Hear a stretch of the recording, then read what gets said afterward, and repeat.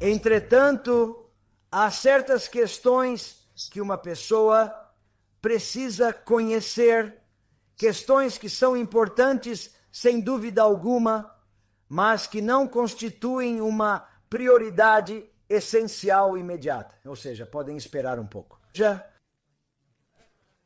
tendo filhos, nos ajustamos e eles aprendem muito, mas existem coisas importantes que a pessoa precisa saber, mesmo que não sejam prioridade imediata.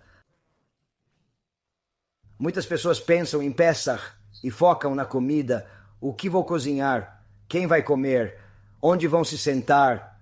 A refeição de Pessach é importante, claro, e deve ser boa, com variedade, com belos pratos. Mas essa não é a prioridade principal em Pessach, embora seja deliciosa e significativa. A refeição é valiosa, mas não é o mais importante. A prioridade em Pessach não é a comida. A prioridade em Pessach é, na verdade, bem diferente.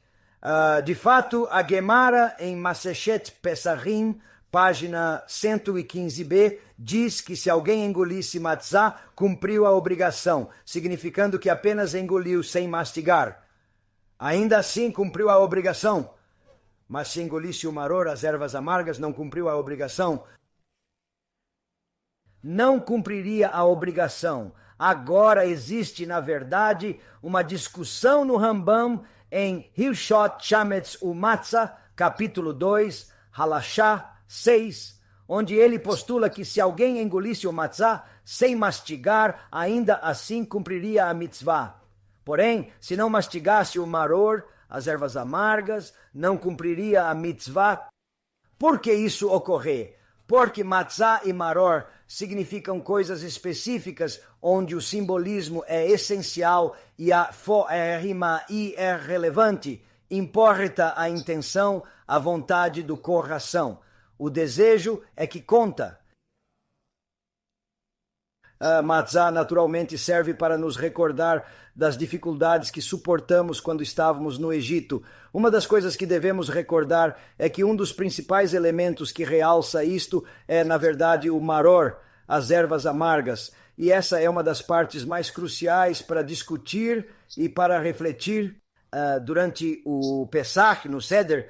Relembramos a amargura do nosso sofrimento, uma dor ancestral. Refletimos profundamente sobre a história, sobre o passado, como os egípcios cruelmente usavam bebês como blocos de construção. Que horror! Se os pais não cumprissem a cota de tijolos, quantos filhos matariam, meu Deus, para curar o ímpio faraó? Os Rahamim dizem que o faraó foi informado por seus necromantes que, para se curar, ele precisava de algo terrível, algo horrendo. Da Tzara que tinha no corpo, ele devia se banhar em sangue judaico. Sacrificavam 150 bebês judeus pela manhã para o banho de Faraó, um ato horrível, um pecado terrível, e outros 150 à noite. A cada dia, essa era a quantidade de crianças sacrificadas. Além disso, Faraó ainda dificultava muito a vida dos escravos. Como se já não fosse suficientemente difícil, sabe? Se eles não atingissem a cota de fazer uma certa quantidade de pedras, os egípcios pegavam nas crianças judias e as colocavam no lugar dos blocos de cimento, imagine só. Houve imenso sorrimento, fizeram de tudo para quebrar a moral do povo judeu, infligindo dor e humilhação. Homens faziam trabalhos de mulheres e mulheres de homens. Isso os desmoralizou profundamente. E o pior é que o faraó não procurava reerguer o povo. Não tinha piedade nem se importava com o seu sorrimento. No Egito, faraó prometeu dinheiro a Israel por patriotismo, mas os enganou e escravizou após deixarem seus negócios. Além da escravidão, faraó minava o moral de Israel com trabalho interminável e inútil, pois tudo que construíam desabava, propositalmente construído em locais de fundação instável. Era para lhes dar trabalho que nunca terminasse, pois tudo o que construíssem desmoronaria. Ele especificamente faria com que seu povo tivesse como alvo um lugar onde soubesse que havia areia movediça, ou apenas uma fundação instável, ou o que quer que pudesse, onde soubesse que, uma vez que construíssem este edifício, tudo desmoronaria. Realmente, mesmo escravos sentem alegria ao alcançar algo, apesar da dor e da opressão. Há prazer em construir, mesmo sob sofrimento e dificuldades. Hoje as pessoas sentem prazer em receber likes na internet. É uma forma moderna de satisfação. Sabemos que Am Israel não desejava propriamente aprovações. Eles só queriam ver que seu trabalho árduo, seu suor, ao menos trouxesse algum fruto. Faraó negou-lhes até mesmo essa pequena alegria, essa satisfação básica. Essa profunda amargura se simboliza no Emerveer Maror.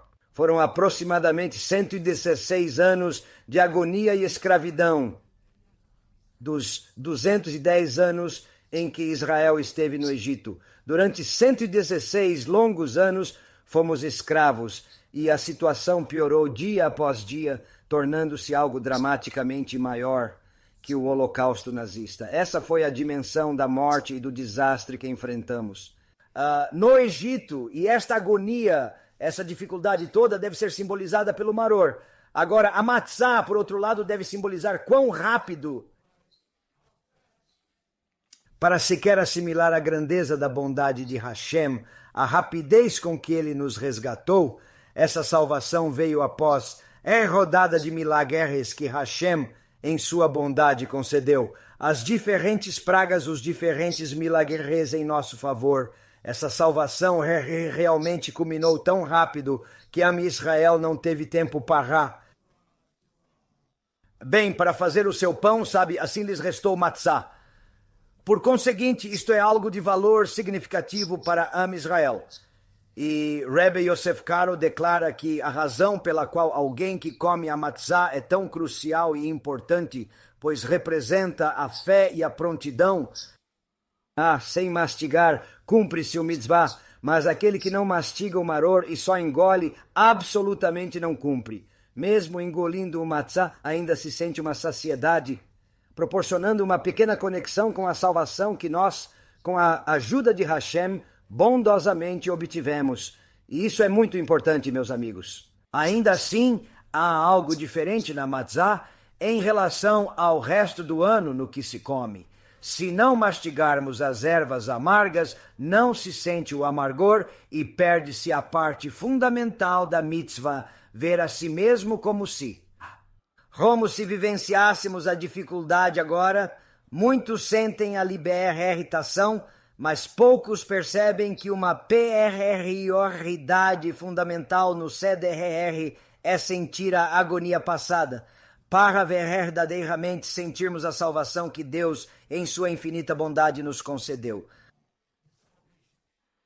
Portanto, é por isso que o Seder Haramim, seguindo o Rambam e outros, fazem psak, que não é apenas sentir e ver a si mesmo como alguém que passou por esta agonia e agora tem a salvação, mas na verdade aparentar como se realmente a tivesse vivenciado. É como se renascêssemos da agonia para a salvação. Por isso, Rav Chaim e família e outros tzadikim têm costumes próprios. Eles fazem uma espécie de peça. As crianças perguntam, quem são vocês?